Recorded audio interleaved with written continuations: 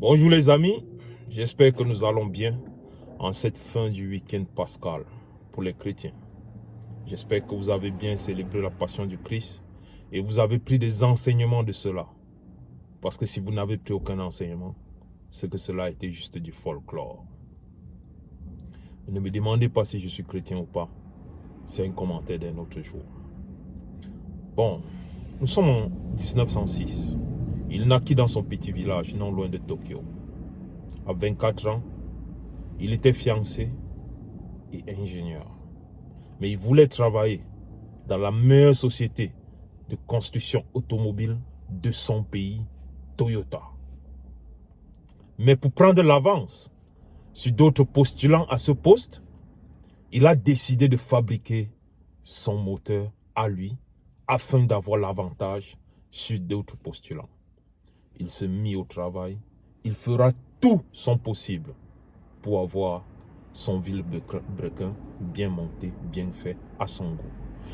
C'était tellement cher qu'il a tradé la bague de fiançailles de sa femme. Donc imaginez-vous un instant comment sa femme pouvait être furieuse. Il prit tout, il se rendit alors à Toyota à l'interview.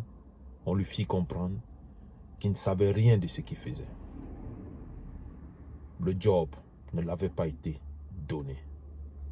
C'est comme ça qu'il rentre au quartier, confus, troublé, déception, tout ce que vous pouvez comprendre d'une déception. Mais il ne baissa pas les bras. Puisqu'il avait l'habitude de reconditionner des vieux vélos, il a reconditionné certains vieux vélos et puis il a monté le moteur sur ces vieux vélos. Le voisinage a commencé à utiliser ces vélos, se balader, et puis un voisin lui a dit « Pourquoi ne monte pas ta propre entreprise ?» C'est la fibre qui est rentrée dans la tête de ce jeune. C'est alors que 18 ans plus tard, qu'il avait échoué, entre parenthèses, à l'interview avec Toyota, il ouvrit son entreprise et il fabriquait des motos à 2 et 3 roues. Où tout le village était content car la voiture n'était pas accessible à tout le monde. Et il employait 20 personnes, 20 familles qui dépendaient de lui et de son rêve qu'il a caressé depuis ses 24 ans. Son nom de famille, c'est Honda. Pourquoi est-ce que je te raconte cette histoire? Je suis sûr que toi qui m'écoutes, toi qui me suis en ce moment particulier, tu as une flamme qui te brûle dans le corps. Tu as une flamme qui t'excite. Mais quand chaque matin tu te rends à ton travail, où on te donne ce salaire, parce que j'appelle le travail, c'est bien d'avoir un travail. Mais généralement, dans ce boulot qu'on a, c'est comme des menottes en or. On a peur de le perdre, parce que c'est ça qui nourrit nos familles. Mais entre-temps, on a peur d'exercer sur notre rêve. Mon ami, prends ton courage à deux mains. Si tu as entre 40 et 70% des connaissances de ce que tu veux faire pour ton rêve, commence-le à temps partiel.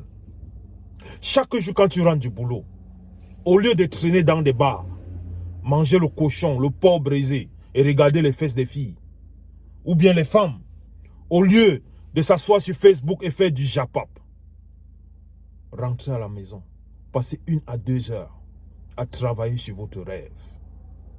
1 à 2 heures. En une année, ça vous fera 730 heures. Et quand vous divisez par 24, ça fait 1 mois.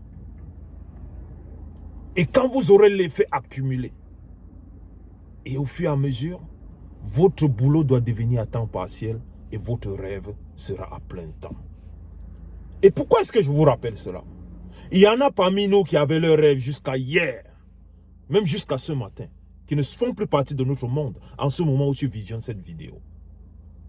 Je vais te dire, il y a 5 ans, mon jeune frère avait le rêve avec ses amis d'ouvrir la plus grande ferme d'Afrique centrale. Paix à son âme. Il ne fait plus partie de ce monde.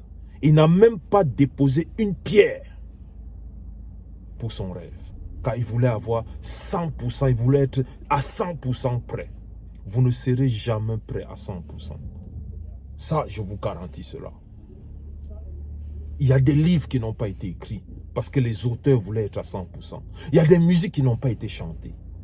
Il y a des vélos qui n'ont pas été construits. Des avions, des voitures qui n'ont pas été construits. Parce que ceux qui avaient ces rêves voulaient être à 100%. Vous ne serez jamais à 100%. Et il faudrait que vous laissiez votre héritage dans ce monde. Il ne faudrait pas que le jour où vous vous placez devant votre Dieu, qui vous montre qui vous devez devenir, et vous voyez qui vous êtes, vous n'êtes même pas proche de ce que vous deviez devenir. Donc mon ami, prends cette vidéo, prends ce qui est intéressant pour toi.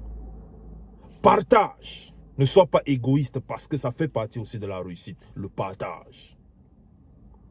Et ensemble, nous allons faire de ce monde un meilleur endroit pour tous et pour nos enfants, pour des générations futures.